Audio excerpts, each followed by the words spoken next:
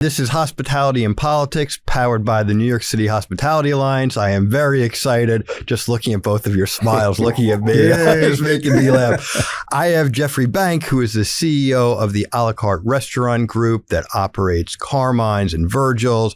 And we have Bill Bonbrest as well, who is a former partner and chief performance officer of the Tao Group. They're both founding members of the New York City Hospitality Alliance. Jeff was our founding president. Bill is our current president. And there's so much more to say about them. But I thought what would be funny because, we want to have a little bit of humor. We had both of you kind of interviewing each other at the restaurant show over the Javits Center, where we're the association partner earlier in the year. And the conversation was very insightful. And it was I'm also still offended by that interview, but very we'll talk about that later. So I thought the best thing is, Jeff, could you do your introduction? Talk about Bill a little bit. How would you introduce Bill as a restaurateur, as a nightlife person? Awkward, because I actually just met Bill in the elevator. A lot of people think I know Bill because we're very comfortable with each other, but I honestly don't know who the hell Bill is. But I'm going to just read off the cue cards right now. Perfect. Okay. Bill Bonbrest. I met Bill. There's a rumor that he was the GM of Carmines 44th Street back in the day. And I had just come into the Alicart world in 99. And Bill was a little bit of a mentor to me to help me ease into that crazy time when there was still a ton of restaurants. Artie Cutler, founder of Carmines, had just passed away. A little chaos going on in the world over there with 26 restaurants trying to find out who was going to do what. And I think you were at Haru at the time? Yeah. Yeah, you were over at Haru. I needed some advice. And he basically told me to get out. That was your advice at the time. Do you remember that? I do. I remember you on the floor working at the opening of Artie's on Broadway, and I did a walkthrough with you, the heart of the house. We walked through the kitchen, and you were still just, it was friends and family. Yeah. So I want to get back to the history of the business and Artie, who's such an iconic name in the industry, and people like both of you kind of grew up in the industry with him, and now you're both where you are. But before we go back to that history, the current state of the restaurant industry. I mean, you have seen a lot. You've grown these brands. Jeff, when you look at the state of the New York City restaurant industry, but also you operate in other cities like Vegas, Atlantic City, DC, what's your feeling like now compared to then? Is it completely different, or are there just things that are the same? It's just a different time. Great question. Thank you for inviting me on the show, Andrew. You're very welcome. To say that. What has stayed the same? We're serving food. Restaurant industry. You got to eat, right? 3 times a day, maybe twice a day. You can eat by me. You can eat at home. So we're still serving food. The industry's night and day. I graduated in 88, went right into the business that summer. And it's just not where we are today. The words litigiousness never came across anyone's mouth. Managing and training your employees, being a family, everyone work together, a great spirit, a hard industry, obviously. Back in those days, you probably were working 6 days a week, 12 hours a day, on a good week. Nowhere, obviously, where we are today, which is good, I think, in some aspects for employees, try and balance a little bit of work life in a crazy industry. But it's hard that your number one issue, we're talking about New York State right now, and yes, I've got Vegas and DC and Jersey, is just about regulation and litigation. That should not be your first and foremost thing. And I'm sure Bill will talk a little bit more. First and foremost should be hospitality. It shouldn't be thinking about hospitality and, what if this is going to happen? Or I can't do that because of this or that. You should be able to just take care of your employees, take care of your guests. And that's why everybody got into this industry. You had a passion for food, a passion for hospitality. And I still have that, but I do have to have a different angle while I listen to what things go on. So some days are more fun than others.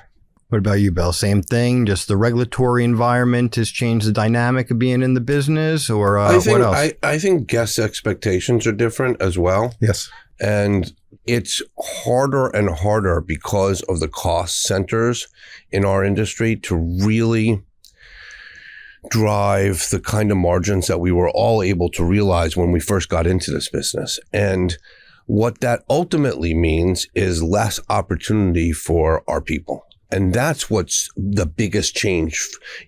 One of the reasons that Jeff and I have stayed in touch with each other over all these years is that we both have an owner's mentality. We had an owner's mentality then when we were just starting off.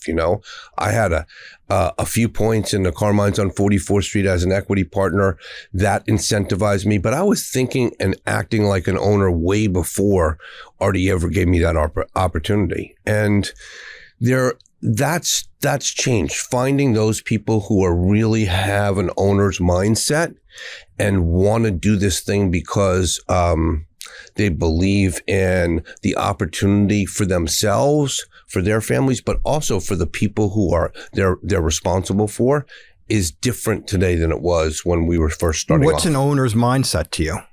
The guest comes first, and it's all about the guest experience. And B, the guest experience can never exceed the team member's experience. It's a mathematical equation. Doesn't work any other way. So taking care of your people and developing them from within, that's an owner's mindset. I agree. I'm going to add two quick things. One, if we're going to use this phrase, owner's mindset of employees these days, it's solving the problem. Yeah. You can identify a problem. You can see the problem. You can see the situation, if we don't want to use the problem word, but solving it as opposed to just running to somebody else. What do I do? When you know what to do. You're taking ownership. Right. And going to the end to have the customer enjoy the experience they should. Well, I'm going to step back for a second. What we don't do well in our industry is we don't get any credit for the job training. It's the only industry that takes unskilled labor, trains them, and you can move up to over a six-figure job. So we're taking people, teaching them how to, be a dishwasher or a busboy or a barback, and they're having careers. The head chef of Carmines 44th Street just retired a year ago. Okay, after 30 years, started a guy cutting vegetables. Retired, he's probably making $600,000-$700,000 a year. All right, I'm just kidding. But the point is, I don't want to get Louis in trouble firing his taxes. But we're creating opportunities for people. And most people in this industry have fallen into it. Very few people have gone to college, Cornell school, this and that, and then gone back into the independent restaurant industry. They generally go off to the Marriotts and hotels of the world. Very few go into independent restaurants. Most people in independent restaurants have fallen into it. Everybody knows someone that worked in a restaurant. And everyone knows that if you look at some of the longer tenured people, they all started out. I started out working in a deli, $5 an hour, slicing corned beef. First lesson I learned is never stand in a puddle of water when you change the breaker.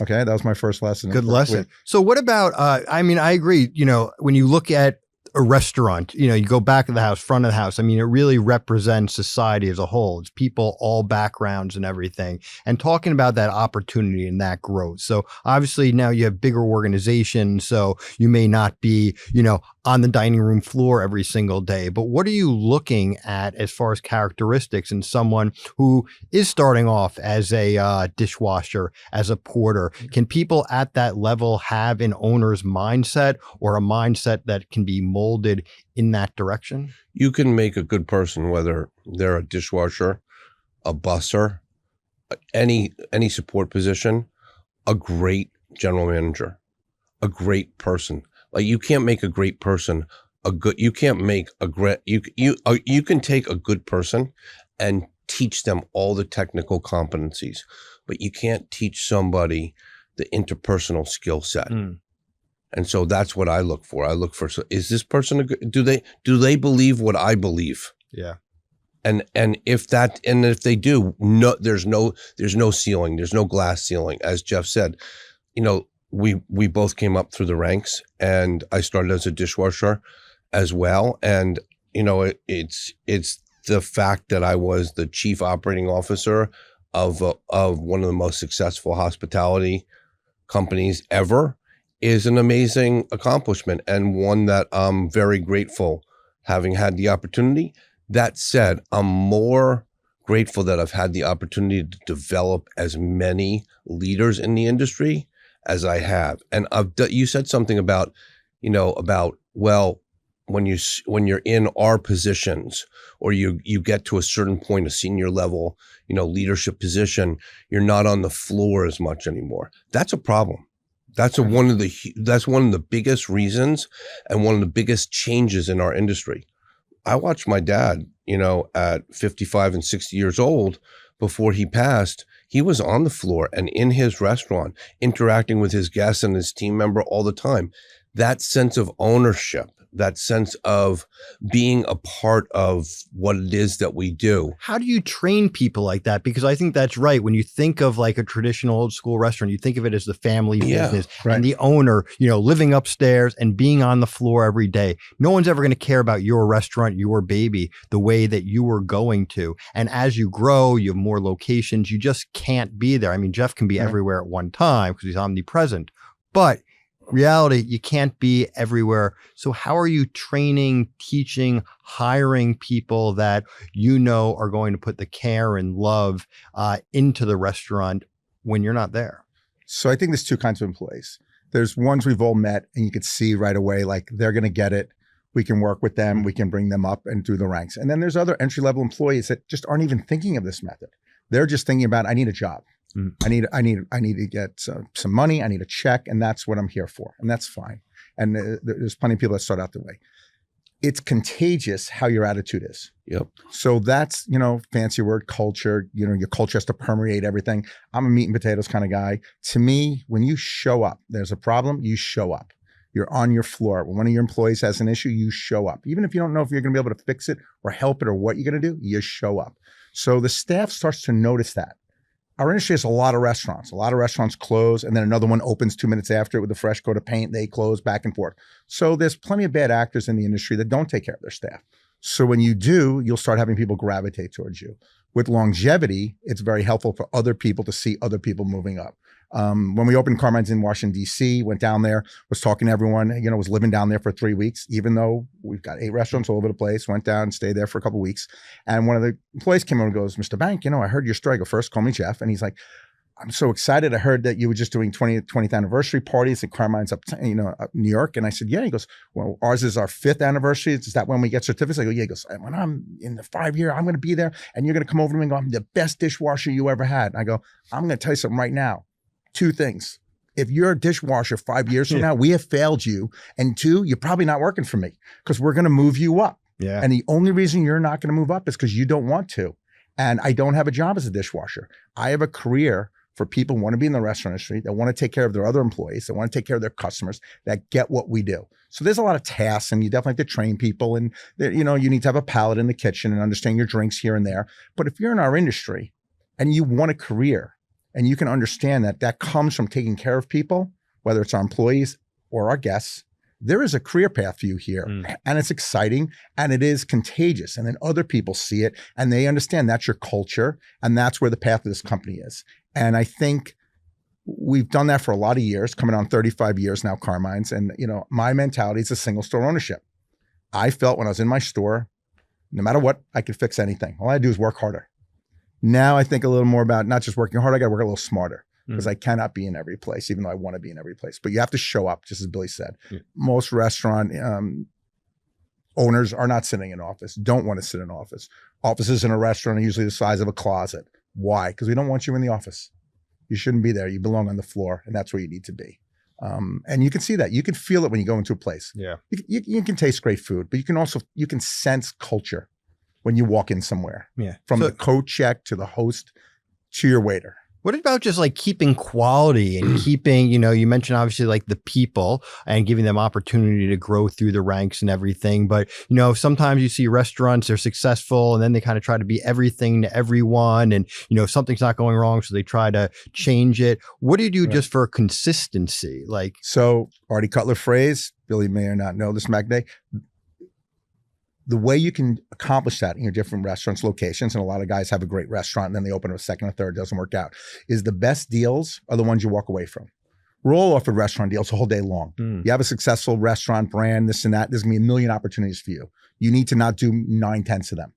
You need to do the ones that you can maintain your culture, your food quality, your recipes, and your DNA. To do that, sometimes it's easier as you get bigger because you can pull people from one restaurant to another, because they want to move. We're looking at Orlando in 27. We've got 35 people that want to move to Orlando. It'll probably be one of my easiest openings. Wow.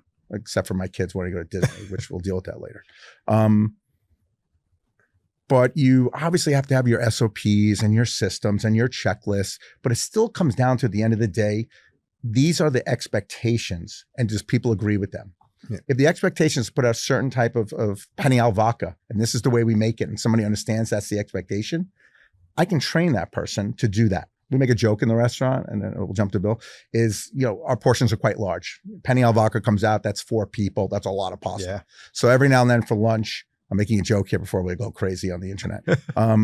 If I wanted a half order of Peniel vodka, the kid goes to the kitchen, makes a full order of Peniel vodka, and dumps half in the garbage because he does not know how to make a half order of Peniel vodka. He has been trained to make meticulously, consistently Peniel vodka in one size. So that is a little bit of a way to have your consistency in this and that. And no, we don't dump it in the garbage before everyone freaks on me. I think one thing that Jeff said is like growth in our industry. It has to be like really strategic and really purposeful. Yes. And you don't grow just for the sake of doing another deal and opening another place. It's about profitable growth. And the way that people get caught up in that, like someone offers you a license deal. Yeah. Say Australia. Yeah. Asset light deals are not right. beneficial at all in the long run. If you're trying to build a great organization, if you're trying to take care of an organization that started a long time ago and make it better and make sure that it's around for a long time, the model is to look at Richard Melman and Let Us Entertain You and how he's grown that organization. How has he done it for so long, 50 years? And that company's being run by his son now, RJ, who's going to make sure that it's there for another 50 years. That's an amazing accomplishment. And the way that he's done it is by developing people from within, making sure that he gave them an opportunity to become his partner and have an owner's mindset and be an owner. And by the way, if he takes, any of the partners, I think he has over 100 partners now that he's developed over the last 50 years. The way that works is if he goes to open a new place and the existing place that person went from being in charge of to the new place, and the existing place falls behind, he takes that person, puts them back at the old place where he came to, said, fix this. That kind of empowerment at the store level is what all of us need to do more of. And I've made the mistake of building too big of an infrastructure. Well, while you were with Tao, how many new locations did you? We went from 2 places when I first joined. We had 2 Taos, Las Vegas and New York City, and 1 nightclub. And we went to 8, we grew it to 82. And how many continents? All of them. A few. Yeah. It became a global enterprise. So what was your guiding principle there? Because you were just saying, like with Rich Melman and Let Us Entertain You and some of those things, did you have your own kind of guiding principles of when you're opening a new location? What is the most important thing that you're going to focus on, or 2, 3 the things? People that we were doing the deal with. Yeah. At the end of the day, like it comes down to people. And in order to build a great organization, you have to attract great people. In order to do that, you have to be great yourself and be willing to, as Jeff said, like lay out the roadmap for how they're going to become a better version of themselves and have more of an abundant and rewarding lifestyle. Like so obviously, but you also have to take care of them. You have to go to the mat for them. That's I feel is a big thing. I still have that culture of like a single restaurant. You could take care of everyone. Everyone's birthday, this and that. And if people know that you're going to go to the mat for them, I think they're attracted to your company because they ask other people, "Why are you here?" So we kid about this. Today's our Friday lunch at the office. So we had Carmines, 45 people, eat a quick lunch together, and we were talking about streaming services, but that's for another podcast. You have to feel that you're going to be taken care of, which could be job advancement, could be personal. It can't just be about, do we pay the best? I know we don't pay the best. I know we pay very well, or people wouldn't say, but there's always someone who's going to pay more. So it shouldn't be about a comp thing. And we have lots of little stories, and I'll give a quick one. And that we want to go to the mat for someone. So when the hurricanes came to Puerto Rico, got devastated and all that, we had one of our employees in HR could not get in touch with their brother. We like to know what's going on. We said, let's see what we can do. And sometimes we just get very, very lucky. Turned out we had a friend that knew someone in the VA called somebody else, the VA hospital sent somebody over there with a satellite phone so he could call his sister to say that he's okay.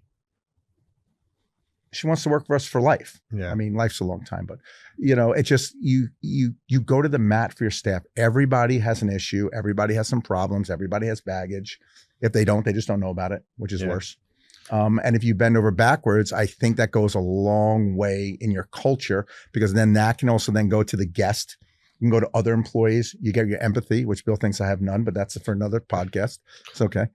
I thought we decided you have no self-regulation. No self-regulation. What were the 3 things? To get to what? Emotional intelligence is made up of 3 legs. Let's check this out. First leg is self-awareness. Totally have self-awareness. The second one is self-regulation. I have none whatsoever. Hard for me too. And the third one is empathy. I have plenty of empathy, but I don't have any empathy for not having self-regulation. There you go. Put that out there right now. So the people, obviously, it's hospitality. I love when you say, instead of back of house, heart of the house, and you're talking about the kitchen and everything. But by the way, tell Jeff that they're not customers. Customers are online down the street at Duane Reade. Their guests come to our restaurant. A lot of this just in world, like words evolve, from customers to guests to employees or staff to team members, back of house. But those words are important because they send a message. But now we're adding a 4th thing to emotional intelligence, was going to be political correctness or how I treat my guests / customers. Well, listen, the other thing too is, it's about hospitality and bringing people into the restaurant that have all different political beliefs, that are coming from all different places to have, a nice experience. But, going back when you're just talking about the people, but what about doing the deals? You have places that are operating independently. You have places, a casino, hotels. What are you looking for in deals? Or you said, some of the best deals that you ever did were the deals that you didn't do. Absolutely. So what are those things that when you're looking to ink a new deal to open up a new Carmines, a Tao, or any place that you should be looking for? I think first question is are you going to own it, or is it going to be a license deal? Because they're different next steps. If it's a license deal, I don't do a lot of those. You have to have complete faith in who's going to be your partner there. Are they going to be able to uphold your standards? And are you comfortable with that food and beverage division that's going to help run your company, whether you have expats or not working there?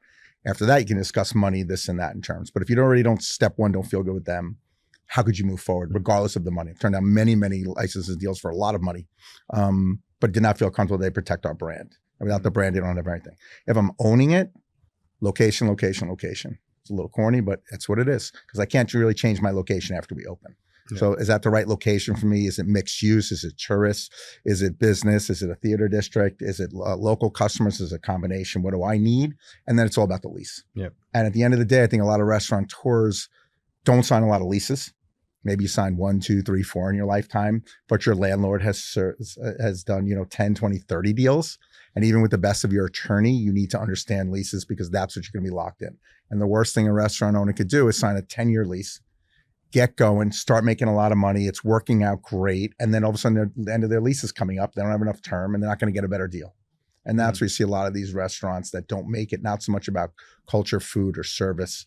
They don't have good leases. Got it. Yeah. I mean, I agree with Jeff. To me, an owned property with a long lease is the way to go. If you're going to do it, go all in, find the best location, find the best space that works for you, and make a good long-term deal. And then put all of your money and all of your friends' money and all your family's money and all of your investors' money into it and own it yourself. Yeah. There's asset-light deals at the end of the day are extremely unattractive to me personally. Yeah, I think they're unattractive to anyone who's been doing it for a while. Yeah. Unless you're just in a cash crunch and you're just basically, whatever the word I'm not going to use appropriately, yourself out. Yeah. It's just an easy way to get some quick cash. They don't work long term. But if you're at least lease, if I'm a restaurateur and I'm listening to this, I'm like, yeah, I get it. I don't sign a lot of leases. So I went to my lawyer. Not offending any of my lawyers, and I've got a lot of them. Lawyers are very good at papering things. I don't think they're very good at the exact business terms of the deal and looking out for you how it's going to go up, down, or sideways. And I think they do think they're that way. And maybe I'm just a little more fortunate. My first partner was a restaurant broker. Everything was a lease and a contract of paper. And I learned what's not in the lease is way more important than what's in the lease. Yeah. That's very early on. And that's something you think about. So I will put out there, and Bill does this. I would do this in a minute. I think a lot of restaurateurs that have been around for a while is more than happy to help any independent restaurant who's on a one-off lease, give them advice. 10 minutes of advice will go the next 15, 20 years of your thing. People probably are thinking, if I get a long lease, I'm going to be personally liable for all that time. And then what if I don't make it? I want to say there's plenty of ways around that legally and properly and make it a true partnership with the landlord. And then obviously there's timing of life. I signed a lease during COVID, 45 years. That doesn't normally happen. But then who signs a lease during COVID? So I got a 45-year lease that week, but now we're out of COVID and it's extremely valuable. Well, that's also like the thing during challenges, people seek opportunities sometimes in crises. And whenever the common thing is don't sign a lease, everything's uncertain. You say, you know what, I'm going to be able to get something for a good deal, the terms that I want. Mitigate your downside. Yeah, you can still do it. I think I want to piggyback on something that Jeff said, because we both pick up our phone a lot. Yes. And, it's people asking advice on where to open, what to open, when to open. Often it's middle level or even senior level leaders who want advice on their own, career path. And that kind of being available for the community and being supportive and being a trusted advisor to people who have questions. What do they want to know? Like when, if someone calls you, what are they asking you? Somebody called me this morning who I used to work with, who wanted to know what she should charge for a month-to-month consultancy that she was being offered, and how to structure the arrangement, and whether or not to bring some other people who she used to work with into this opening. Interesting. Yesterday, it was somebody calling me from the West Coast, Los Angeles, who used to work for me for years and years and years, who's just taking a new opportunity, opening a big place in New York and London-based company, and wanted to know, like, okay, I need a superstar GM. Where should I go? Because the recruiters aren't sending me the quality of applicants that I need. It's just tight labor market. You get calls all the time. It's a good question also, because that's why we're here right now. He's the president right now. I'm the founding president. For better, for worse, I hired you. Yeah. Okay, which is another whole story. We could do a whole episode on you. And a season. Yeah. Why do we create the Alliance? Yes. And I think people think different reasons. It's, it's to support the industry and this, that. I did it and I got involved, and I was very happy to be first president because I own an independent restaurant and it's brutal. Your blood, sweat, and tears are in there. You've got money on the line. Yesterday is yesterday. What's going on today? The hot water heater broke. I'm not making any money this week now just because I got to pay for the hot water heater. And one of the reasons behind the Alliance was to help independent restaurants who have no access to the best lawyers or someone else's experiences. Yeah. So yes, some of us are friends with each other and know different owners and can ask a question. But the whole point of it was that right now, anyone can call me up from the Alliance. Okay. If you're not in the Alliance and you call me, I'll say pay your dues and then I'll take your phone call. But that's just for membership. But where else would you get these resources? Everybody should be a member of the Alliance. Why wouldn't you? If you're part of a restaurant, bar, nightclub, lounge, rooftop in New York City, you should be part of the Alliance. Well, I think that's one of the beautiful need your things. voices. When we do all of these events, it's just having these conversations and who knows who and who dealt with another issue and being able to connect people. Actually, one of the things that I find interesting is, these conversations, like anybody call me up. I'm happy to give you any type of advice. Right. And people are looking to you too, because you've had success, you've had experience in the industry. But I think both of you, and I don't know the names of them, but you're part of like CEO groups or some business groups and stuff. So I'm just curious, like we're talking to you to get advice and experience from you, but what have you learned from other people that has really kind of guided your professional growth? Get a kitchen cabinet, man. You have to. So some people call it a board, and then people go, I don't need a board. I'm not that big a company. You need people that can hold you accountable, that can give you unvarnished feedback. I like my group because I see them once a month. I get tarred and feathered. They don't drink my Kool-Aid. They call each other out on everything. Very few CEOs in a company get called out by their own people, so let alone another CEO. And then I leave. So I get great advice. And it's always fun to be humiliated once a month. But then I leave and nobody knows I was humiliated. And then I go back into the real world with 10 great ideas. I'm like, wow, Jeff is a genius. Wow. And I'm like, you don't know the beating I took to get this information. But once a month, I'll meet in a group. It's no one has a competing industry. And some of the companies are extremely wealthy, large, publicly traded. And you wind out at the end of the day, like any other story, everybody has the same problems, maybe just another zero or not. So someone's listening going, oh my God, Bill and Tao, they're worldwide and they're huge. And Carmine's 35 years. My place is just blah, blah, blah. Same problems, maybe a different zero, maybe a little exponential in the amount of employees, but all our hot water heaters break. All of us has a customer that had a speed bump with their meal, and how are we going to handle it? A guest, okay, depending on which one of us you're talking to right now. All of us have employees that have some issues, all have lease issues, regulatory. All of us had a giant cafe for 4 years during COVID, and now it's minuscule and 2 feet wide because the city can't get their shit together. But we all go through the same things. So I like our events at the Alliance because tons of people come over to me and they're like, hey, can I see this and this? And I like that they ask. I'm very happy to stay under the radar. This is, one of the few outings into the real world. It's usually Carmines. But like, just come over and ask. I think that's why, as Bill said, like, why would you not join the Alliance? It's an opportunity to speak to other like-minded people who've gone through exactly what you want. And that's why we created it. That's why I was happy to be president in the beginning. And that's why I'm sure, and he can talk for himself, Bill, that like, I'm sure that's why he's excited to be president now. Yeah. Yeah, you're always talking about a different book or a different podcast that you listen to. I feel like you're one of those people that really embrace the idea of like listening to others, learning from others, and then sharing that knowledge. Yeah, I mean, I think that's another attribute to any hospitality company. So has that just always been like a natural interest, or have you like trained yourself to constantly be learning from others? Because I feel like that's a big part of your personality. It's a huge part of what gets me up in the morning. I think it so I'll tell you where it came from for me. I went to Cornell. I got sent there as a young manager for the 21 Club in 1989. And the summer of 1990, they said, Bill, you're doing an amazing job, but you could use a little more education. And they offered to send me to Harvard's general manager summer program. It was like a 13-week program over the summer. And I said, well, maybe, I said, thank you, first of all, thank you very much. And then I said, maybe I should do something a little more industry specific. And so I chose the Cornell Professional Development Program. And I spent the summer of 1990 up there, the whole summer at 21 Club's expense.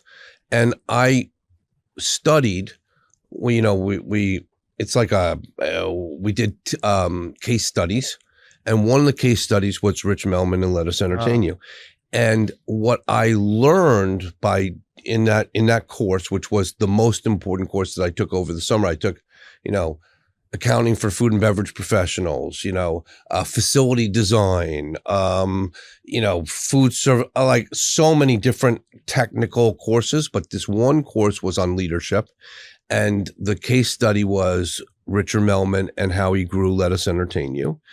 And that opened my eyes. That's how I got to Carmines, because I was very happy at the 21 Club and thriving there, and the head of sales and catering, and it was a great position and it was an amazing opportunity. But I got introduced to this idea, to this company that was executing at such a high level and really developing their people in such a way that was inspiring to me. And so I came back and I came rushing into my boss at the time, Ken Aretsky, who owns Aretsky's Patroon, and does an amazing job still to this day, and still is a mentor of mine. And I said, Ken, you can't believe this course I took. It was amazing. And I heard about this guy, Rich Melman, and this wonderful company called Let Us Entertain You. And the next month I had to go to Chicago for representing the 21 Club for like a meeting planners and some kind of to drive the event business. And so I called Rich Melman. I cold called him.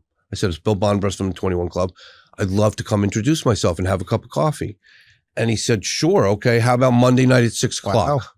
And I I went back into Ken's office and I said, Ken, you should come meet me on Monday in Chicago. This guy is somebody that you're going to like, and he'll like you too.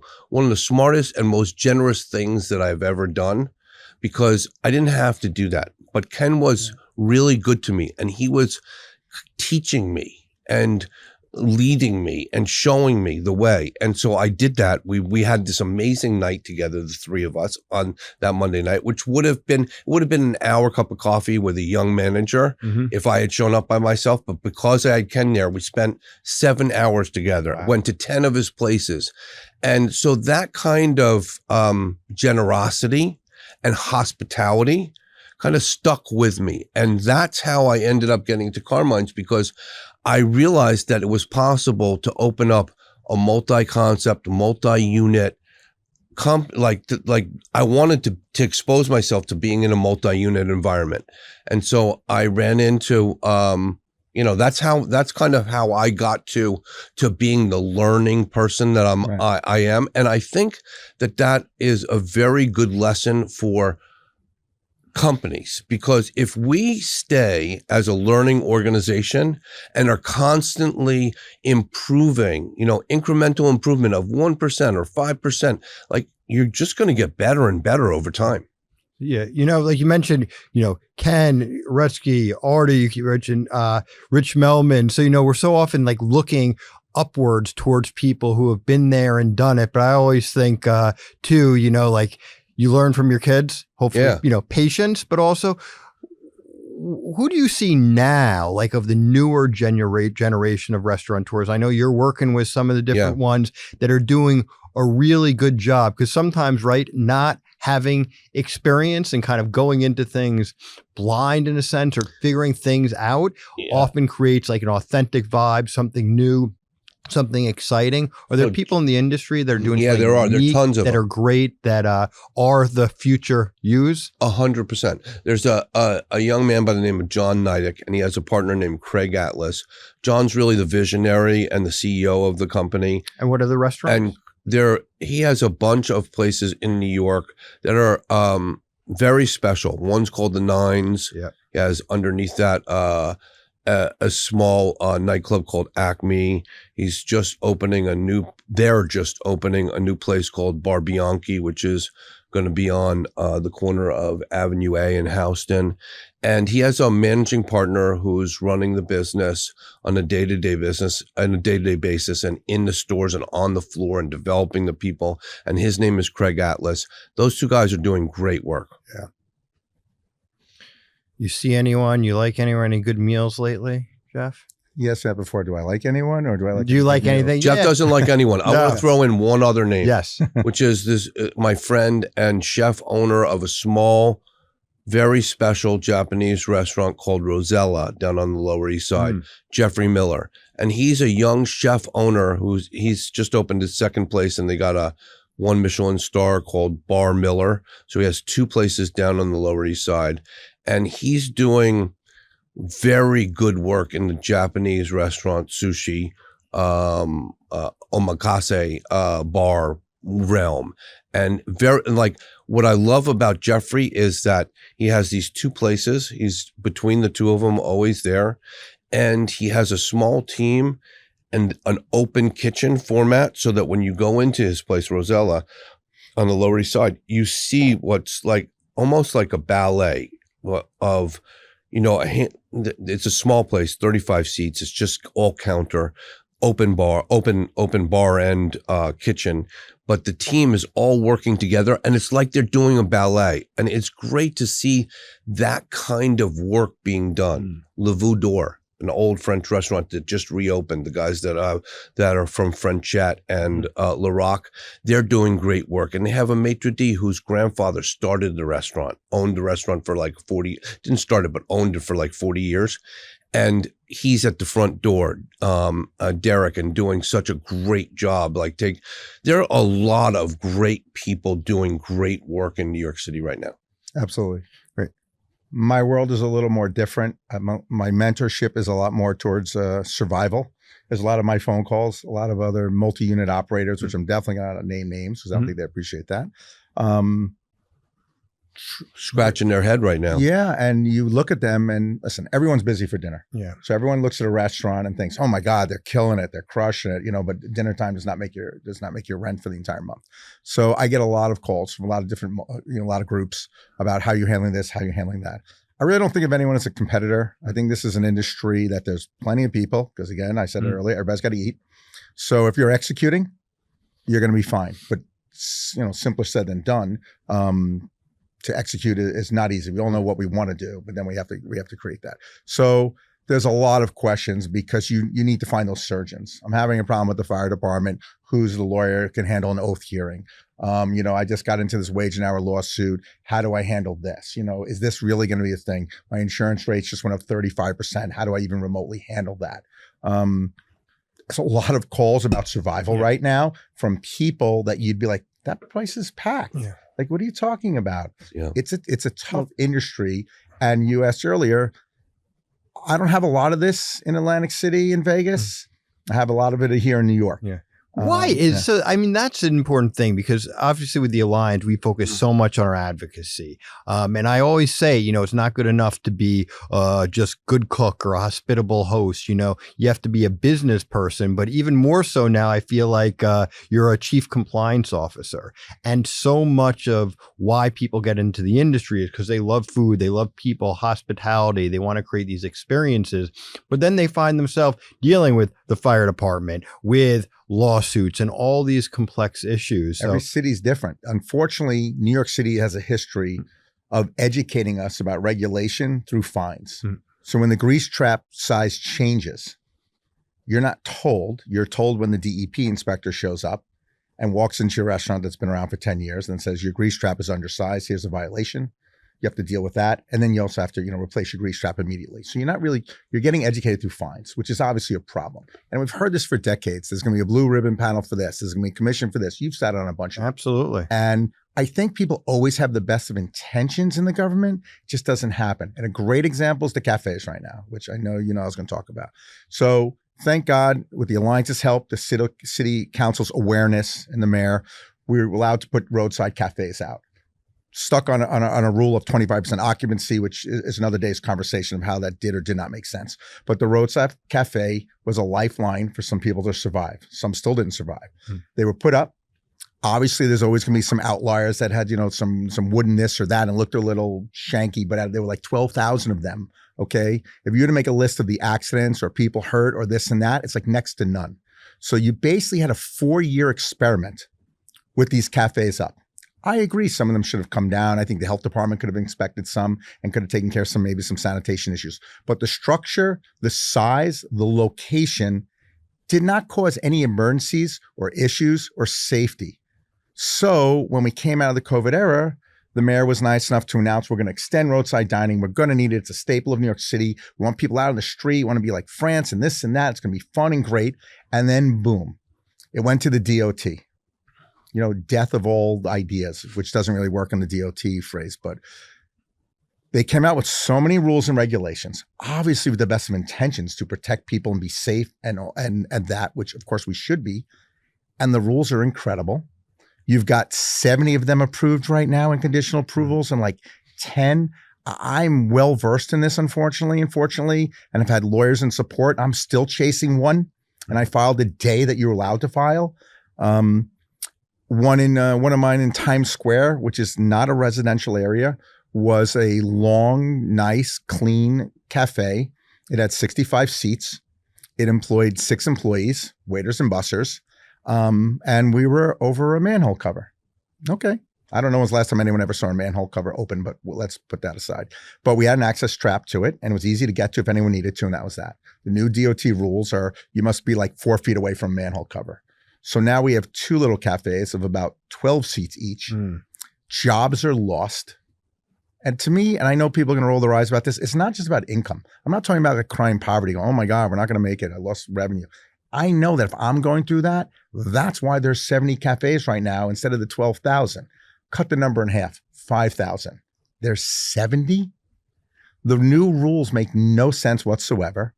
To build to what they asked for started out to be $30,000, $40,000, $50,000, $60,000. They wanted to be removable for like 10 weeks of the year, which I don't know where to put it, but for 4 years it was there all the time and somehow we didn't have any problems. And there's no anecdotal stories about, oh, if it was only taken down, that whole building wouldn't have burned down or this and that. We've already proven that they were fine. All that they needed was inspection for sanitation and continued safety. There was nothing wrong with them. Yes, some were built a little overkill. We could have tightened up on that. The sizes were fine. When you have people on the street eating, besides that they actually enjoyed it, which is why people were there, it makes the streets safer. It makes the streets Yeah, we safer. went from about 12 to 1,400 sidewalk cafes before the pandemic, and the vast majority of them were located south of 96th Street in Manhattan. During the pandemic, there were more than 13,000 restaurants doing some sort of outdoor dining, whether it was a sidewalk cafe or a roadway cafe or both. And now, as far as restaurants that applied, there's about maybe 3,000 or so. So it's a dramatic drop. Applied even. They don't even have the permits for those. Well, now because of the regulatory issues, they had to make some changes to do a temporary authorization and a conditional approval. And I think this all goes So let me ask you something. Out of those 3,000 people, you think they understand the difference between approval, conditional approval, and this? If they join the alliance, they would know that. This is the complexity going back to it, is that so many of these issues, while you're just trying to run a great restaurant, you have to be this chief compliance officer. And it's so difficult to understand, even if you're focused on these issues day to day, even if you have lawyers and everything. So is it that much different? I mean, one of the big things is,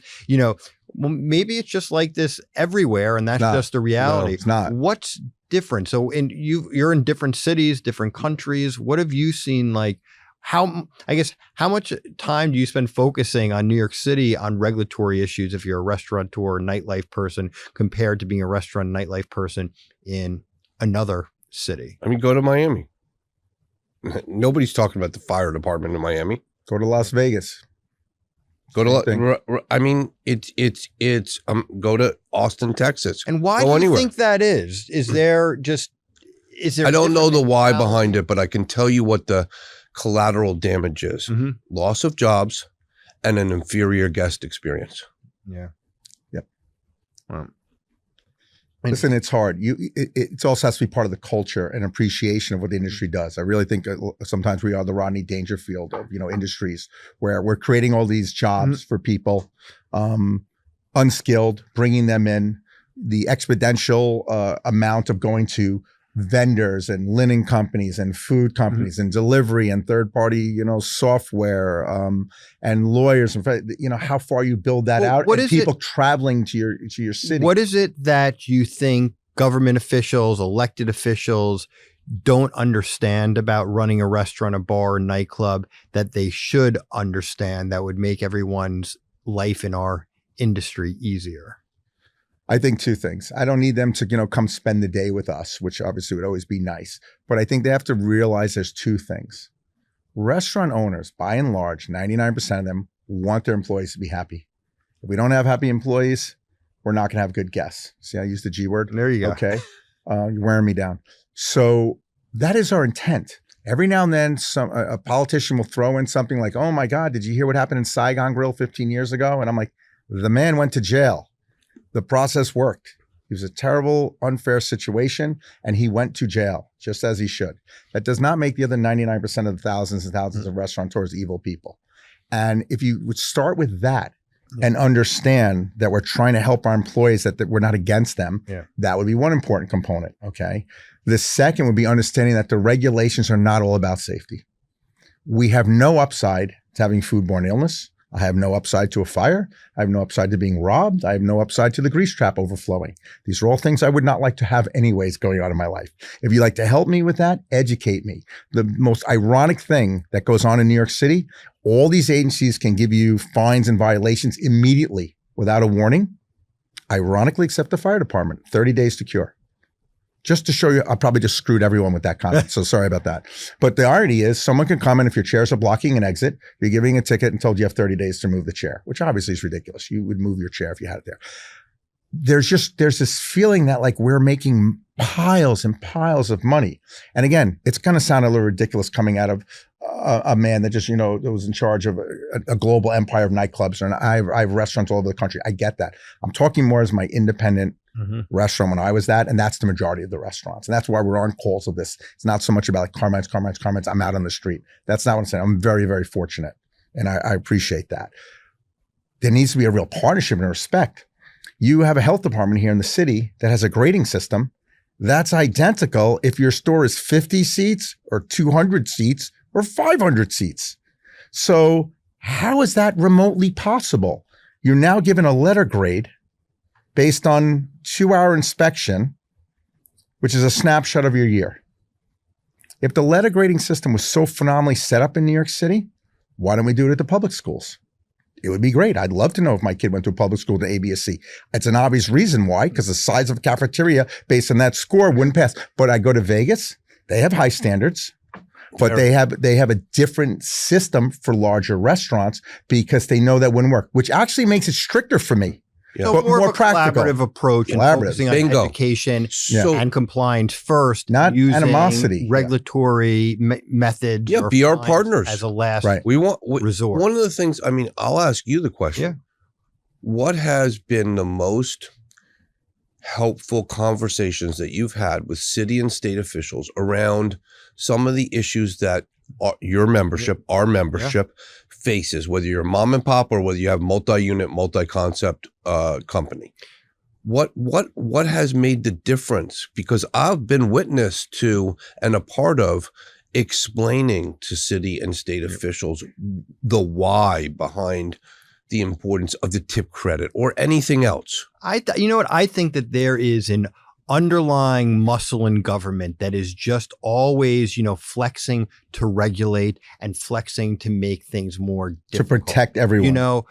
You were talking about, culture. And I think culture in the hospitality industry, there's also a culture in government. And until you can fundamentally change that regulatory culture, no matter how much success you have during doing advocacy, you're always going to have more challenges. You mentioned the health department. When Bloomberg first went into office, there was about $12 million annually in health department fines. He introduced the letter grade system. It skyrocketed to about $53 million. That's because sanitation safety plummeted, right? During Bloomberg? No difference, of course, in sanitation standards. It was just that there was a method to raise money on the But who paid that $50 million? Owners that paid it. Yeah. All of our regulatory reforms over the decades have reduced these fines by more than $30 million. I mean, so I'm sitting there, I'm going, we reduced fines due to our advocacy by more than $30 million, which is something we should all be celebrating. But at the same time, that underlying regulatory culture hasn't changed. So small business owners still feel like they're out to get got, no matter what they do, they're going to get a fine. And that's why I've been saying, until you focus on the education and the compliance first, you're not going to change the culture. Because if an inspector goes in and they're expected to educate, to train, to teach instead of just fine, it's going to change that relationship to what you're talking about. But if they know that they have to issue violation, if 10 inspectors go back to the office and one has this many fines, another has this many fines, and one walks in with no fines at all, the supervisor is going to say, well, why do they have all these fines and you don't have any of these fines? Yep. It may not mean that they weren't doing their job. It may mean that they were actually going above and beyond and doing a better job by educating people so it wouldn't exist in the future. But I do think when you talk to politicians and other people in government agencies, when you can get the time and they'll listen to you, our industry is not a soundbite. And it takes more than 30-second elevator to tell you why servers enjoy the process that they have right now. Yep. And that the servers are actually making anywhere from $25 to $85 an hour. And it's just not this issue. And that conversations, tip credit, are trying to solve a problem that's not there by people that haven't had the time to understand the problem. There's no such thing as a sub-minimum wage. Everyone gets paid minimum wage. The only difference is, do I make it up in your check? Or is it already the flat amount that was in there? So you're still going to get paid that amount. But servers are not working to work for $15, $16 an hour. they want to work to make tips, to make solid salaries. And all these other conversations about all the other problems that happens because of tip credits and not tip credits are not true, because there's still harassment issues in California. There's situations everywhere. So it goes out where I think a politician has the best of intention to protect employees and make things better. But unless you spend the time for the soundbite, you don't get it. Yeah. And I think then details matter. So when paid sick leave came out in the city, a couple of politicians spoke to me about it, wanted to ask my opinion. How do they think it's affected? I said, first of all, I already have that. I already give paid sick leave for our staff based on time and this and that. So that wasn't an issue for me. And I said, number one problem that I see with this is not that we're not going to give people off for time, is that, are you going to make it a regulatory agency watching this, or are you going to make it private right of action? That's a lawyer. And I'm like, when you make it a private right of action, people get sued, whether they've done anything right or wrong. The amount of personal liability is so large that everybody just has to settle whether they've done anything or not. And the city agreed, and they made the system be by Consumer Affairs, I think, in the beginning. And our industry had one of the best compliance rates of all the industries in the city. Yep. No. Now it's being changed to private right of action, and you watch how many lawsuits there will be in the restaurant industry because it's easy pickings, and it'll not be because everyone stopped giving paid sick leave. It'll just be because of the details. So I think that's the issue. If you can get time with the council, and I've seen you do it when they're talking about third-party fees with the 800-pound gorillas, Seamless and Ubers of the world and this and that, they understand it. It's a lot more complex, our industry, than people think. Yeah, no, very true. And one of the things about the tip credit that I saw was hugely compelling was when we were able to, as an organization, invite city officials in to try to understand the why behind this.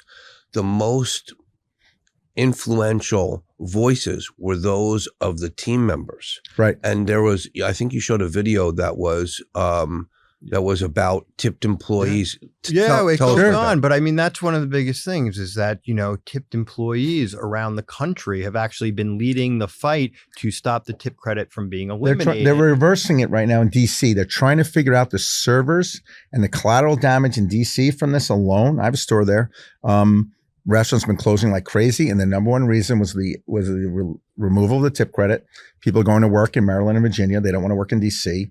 And the council has finally realized this is not a good thing and trying to figure out how, if they even can, unwind it. Yep. And in Maine, it was a disaster. Before they even could start implementing it, the workers went together with the restaurant owners and their local government, reverse course, and it's happened elsewhere. And I mean, I think this goes to a lot of it is that, people see restaurants, government officials see restaurants. Everybody wants to say, I support small business. I love my local restaurant. But then too often, a lot of these same individuals pass the policies that make it more and more difficult for these types of restaurants and small businesses to exist and to survive and to thrive. And that's one of the primary things we're doing at the Alliance. Well, what helps with the Alliance is our voice is heard. But it's not just our heard. I think what you get is when you get a lot of the independents to join us, which is fantastic, they get a chance to talk to a local council person, and the council person will listen and hear, wow, here at Frank's Pizza, that is an issue. Now I understand how it affects them. Yes. I don't think people are overly concerned about Jeff and Billy. No, and that's true. But that's the point, I think, with small business owners, too. You're so busy, the day-to-day grind to running the business, that you never really got into this to have to get into politics. But it's like everything else. If you're not organized, if you're not advocating, the saying, if you're not at the table, you're on the menu. Yeah. And it's very, very true. So before we just finish up, I just want to talk real quickly about, 2025, so much stuff going on, a lot of talk with all the regulations and just global politics, local politics. What do you think is going to happen in the industry during the rest of the year? Do you think it's just going to be a shit show? Places are going to close? Do you think great things are going to happen in our city, in our industry, and they're going to come from young, up and coming entrepreneurs who are either chefs or managers or, want to open their first place. Like the young people in our industry are going to continue to thrive. The biggest challenge in the industry that I see is making sure that those independent small places by young, new voices and new talents, that they get the support and they have a place to come and the Alliance is definitely the place to come. They should all be members so that we can help support them and guide them and share our experience. Because that's the gift for me at this point is being able to give back to the industry that's been so good in my hometown. Beautiful. Jeff? His glass is half full. Mine is half empty. I'm going to unfortunately be a little bit of a dark cloud right now, where I respect and hear everything you said, and I wish for all that. I think the problem that I see right now is that I'm going to go back to when at a college in the 90s. This is what I said before. You're in the restaurant industry. And if I had a problem in my restaurant, it was really my fault. Either I didn't work hard enough or I didn't see something, but I could fix it. I think the problem you're having right now is with the best of intentions, there are an incredible amount of forces right now that are out of our control. And that is where we're all happy to pivot. I think anyone that works in a restaurant knows how to juggle, do 10 things at once. And Blockbuster used to run an ad. If you can run a restaurant, come work in a Blockbuster, because you could do this with your eyes closed, which is true. Well, then they also went out of business. Yeah, you got to remind people what Blockbuster is. Oh, sorry about that. Movies, you know, showing my age. Yeah. It's a videotape, and you can Google what a videotape is also. Right. You've got such uncertainty. How would you plan anything right now? I'm doing a remodeling in Virgil's. I don't even know how to move it forward because one of the pieces of equipment is coming from out of the country. So I don't know what the cost is going to be. The vendor won't guarantee the cost. So it could have anywhere from the cost it is today plus 30, 40%. Items that we all get from China, because there's a lot of manufacturing that's done out there that are not even available in America. If I wanted to even spend more money to get in America, there might be issues with. So you've got all the uncertainty of that. You have uncertainty about, tax credits are expiring. Are they going to stay? Okay. You've got regulatory things going on in New York City, $9 congestion pricing, which is going to raise $500 million this year. But then we just sent everybody a check for $200 for $3 billion in the state budget this year, which to me makes no sense. I don't care about left and right pocket. You've got wages going up. You've got Seamless Web and Uber Eats about to go back to adding another 20% on top of all our fees. So it's hard to plan for the future. I want to be positive. I am positive. I think if you don't catastrophize in this industry, you're not thinking straight, because you need to catastrophize and have not plan B, but C, D, E, F, G. And I want it to be great. I feel it's going to be rougher than it should be for an independent. It shouldn't be. You should have a passion to cook, a passion to serve. You have a great concept. You found a nice 72-seat restaurant under the size of a PA. You put your money into it and this and that, and you're doing all the right things. You take care of your employees, this and that, and then bam, all these other things out of your control are going to wipe you out in 2 seconds. That's not fair. That's not the American dream. And it's scary. And I do think, and again, this is not to be a complete infomercial, but this does go back to the roots of why I was very happy to help get this alliance started. Bill was there from day one. You were our first executive, director. And it's important, because whether I have a big mouth or a big voice or this and that for the size of the company, so many independents don't. And this is the only way I really think they're going to survive. I get his comments about passion, and they're going to do it, and they're going to understand TikTok, this and that, and everything they need to do. They're going to get wiped out on tariffs, taxes, and regulation without the support of the Alliance. And that's why we call the show Hospitality and Politics. And that's why we have the New York City Hospitality Alliance. Jeff, that's what I'm talking about. Bill, thank you. I'm Andrew Rigie. Wait a second. You only thanked Bill? I said Jeff. No, you said you were the first Bill. one, didn't I say? No. We'll have to go back. I think I did. I'm teasing you. All right. We'll be back at the end of the year to talk about it more and see good predictions are. Let's look after one another. We're not going to be back here in a year with my predictions. That means doom and gloom. If we come back, it was Billy's prediction. Yeah, it's good. All right. Thank you, guys.